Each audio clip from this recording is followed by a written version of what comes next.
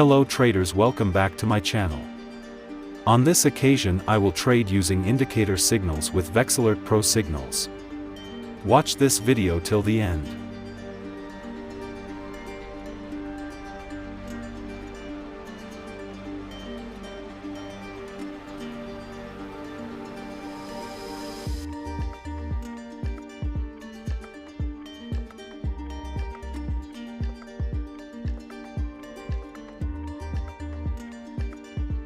Switch to the minute time frame and set the classic combination of the channel trend indicator with the signal's confirmation by the oscillator.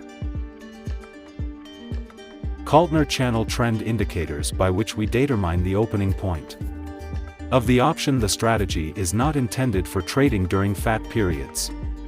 We trade only if the range is between at least 15 to 25 points.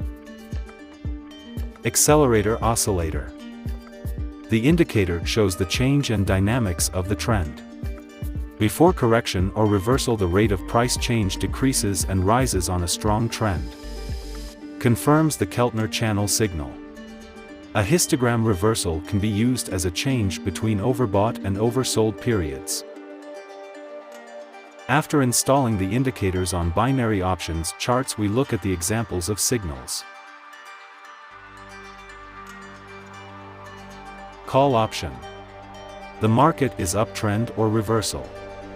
The price moves from the lower border of the Keltner channel to the upper one.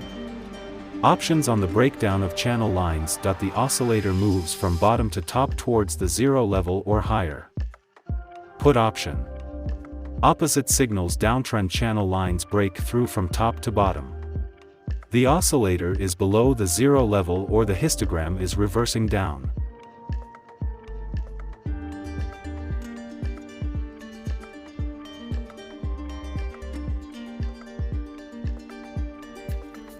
We do not change the option parameters.